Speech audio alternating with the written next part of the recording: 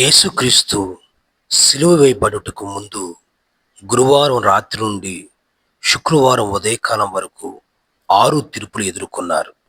3 మత సంబంధమైనవి యూదా తీర్పులు, 3 చట్టపరమైనవి రోమా తీర్పులు. మొట్టమొదటిగా మత సంబంధమైన తీర్పులు. యేసుక్రీస్తు ప్రభువారు ప్రధాన యాజకుడైన అన్నా ఎదుటకు తీసుకుని రాబడ్డారు. యోహాను సువార్త 18వ అధ్యాయం 12 నుండి 14, 19 నుండి 24 వచనం వరకు. 2. యేసు ప్రభువారి కాలంలో ప్రధాన యాజకుడిగా ఉన్న కయపా యొద్దకు మరియు మహాసభ ఎదుటకు యేసుక్రీస్తు ప్రభువారు తీసుకుని రాబడ్డారు. మత్తయి సువార్త 26వ అధ్యాయం 57 నుండి 68 వచనం వరకు, మార్కు సువార్త 14వ అధ్యాయం 53 నుండి 65 వరకు, లూకా సువార్త 22వ అధ్యాయం 54వ వచనం.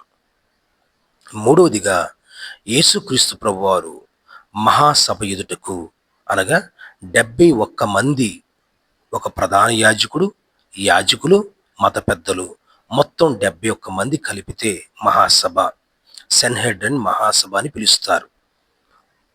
వారి ఎదుటకు యేసు ప్రభువారు తీసుకుని రాబడ్డారు. మత్తయి సువార్త 27వ అధ్యాయం 1వ వచనం.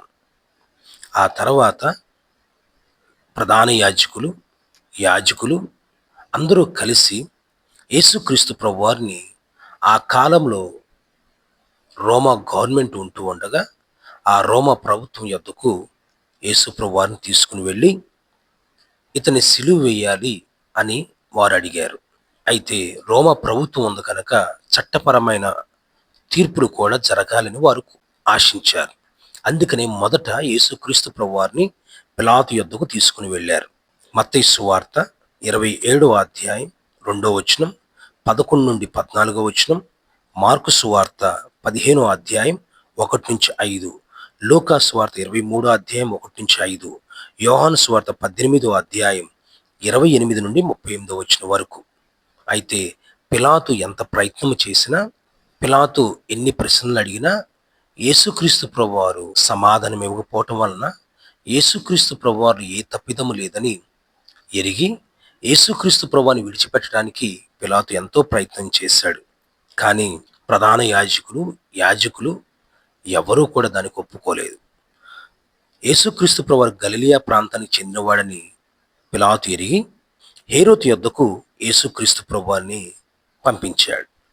హేరోదు ఎదుటకు యేసుక్రీస్తు ప్రభువారు వచ్చినప్పుడు హేరోదు ఎప్పటి నుండో యేసు ప్రభువారిని చూడాలని, ఆయన చేసే అద్భుతాలు వీక్షించాలని ఆశపడ్డాడు.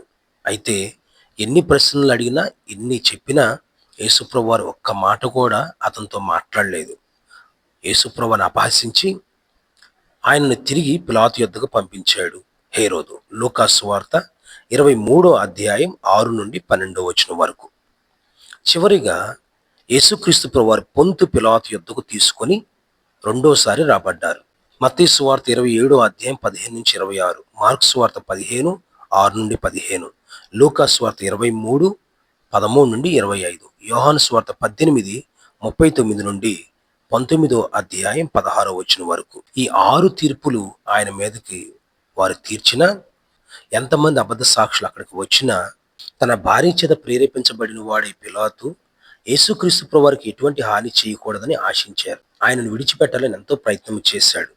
కానీ ప్రధాన యాజకులు, అక్కడ ఉన్న మత పెద్దలు ఎవ్వరూ కూడా దానికి ఒప్పుకోలేదు. మాకు బరబ్బాను విడిచిపెట్టండి, ఇతని సిలువ వేయండి, సంహరించండి అని వారు చెబుతూ వచ్చారు. పిలాతు ఎంత ప్రయత్నం చేసినా ఇక ఏమీ చేయలేక ప్రజలను సంతోషపరచు నిమిత్తము అతడి చేతులు కడుక్కొని యేసుక్రీస్తు ప్రభువారు తప్పు తెలిసిన వాడైనను ఆయనను సిలువ వేయటానికి అప్పగించారు. ఆ రీతిగా దేవుని తీర్పు నెరవేర్చబడింది.